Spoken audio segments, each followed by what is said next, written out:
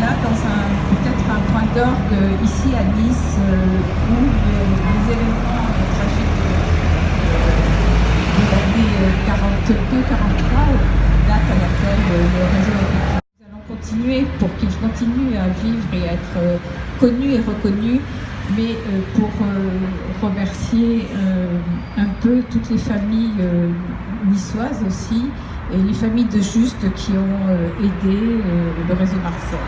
Marceau, l'évêque de Nice. Je remercie Maurice Didin, le président du consistoire, et le président de l'association cultuelle de l'église apostolique arménienne de Nice, M. Artin Oxayan, et M. Bernard Cole, le président de l'église protestante de Nice et des amitiés judéo-chrétiennes. Et je voudrais dire à Madame Roche-Carsanti, présidente de l'association des enfants et amis Abadi, combien nous sommes sensibles à l'œuvre qu'elle a accomplie depuis des années pour que nous puissions rendre de tels hommages. Elle en a rappelé quelques-uns, il y en a bien d'autres. Et je veux vous remercier pour vous qui vous êtes engagés au service de ce devoir de mémoire, comme Michel Nerovka, la présidente de l'association pour la mémoire des enfants juifs déportés des Alpes-Maritimes, comme Daniel Vancier, avec lesquels régulièrement nous nous retrouvons dans des cours d'école. Monseigneur Raymond, comme nous ne cessons de le faire, ce grand évêque de Nice qui, avec tant de courage et entouré, cher Monseigneur Guy Dérancle, entouré d'une grande partie du clergé de l'époque, là où nous savons que malheureusement, en cette période sombre de l'histoire, tout le monde dans la religion catholique n'a pas forcément une attitude exemplaire. Ici à Nice, on peut se réjouir d'avoir eu un grand évêque qui aura marqué la mémoire des chrétiens, la mémoire des catholiques, la mémoire de l'humanité tout entière et de toutes les religions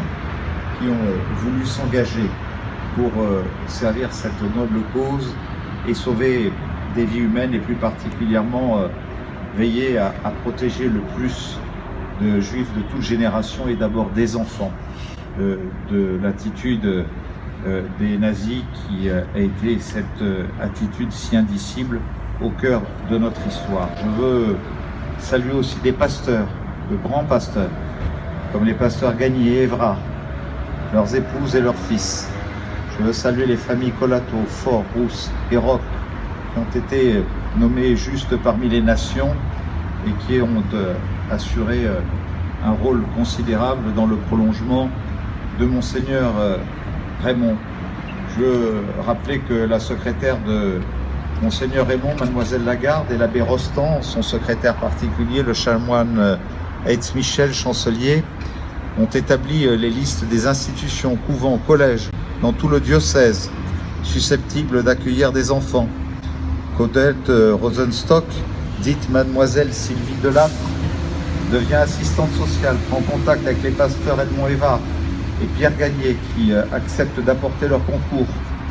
Je veux rappeler que Moussa, sous couvert de sa fonction d'inspecteur général de l'enseignement confessionnel, nommé par Monseigneur Raymond, et Odette se mettent en relation avec les institutions religieuses catholiques, les communautés protestantes et les paysans de l'arrière-pays, prospectent les lieux d'accueil de Nice, Cannes, Grasse, Torrent, Villefranche et dans les villages alentours pour cacher des enfants juifs recherchés par les Allemands et la milice. Rappelez que Moussa fabrique de faux papiers, de fausses cartes d'alimentation, obtient des aides financières, que René Raymond de l'Académie française, neveu de Monseigneur Raymond, a rendu hommage à Odette et Moussa Badi. En prononçant ces mots, j'ouvre les guillemets, on se demande ce qu'il convient d'admirer le plus chez eux, de la lucidité qui inspirait leur action, du courage qu'elle exigeait, des dons d'organisation qui ont permis cette réussite ou de leur effacement, et nous rappelle à quel point il était une exigence pour nous d'inaugurer ensemble aujourd'hui cette stèle dédiée à Moussa et Odette Abadi. J'ai trouvé, en la découvrant, avec chacune et chacun d'entre vous, qu'elle était extrêmement émouvante. J'ai vu d'ailleurs, vous savez, il y a des moments où vous avez un enthousiasme qui génère des acclamations et des applaudissements.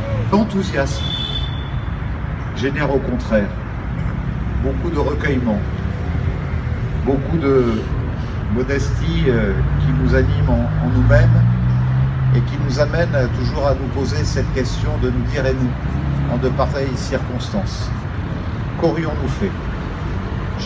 Il y a des hommes et des femmes plus grands que tout ce qu'on peut imaginer, capables des plus grands dépassements. En tout cas, Odette et Moussa en faisaient partie. Et je crois que nous pouvons être fiers collectivement pour notre ville, qu'aujourd'hui ils aient trouvé la place qui devait leur revenir.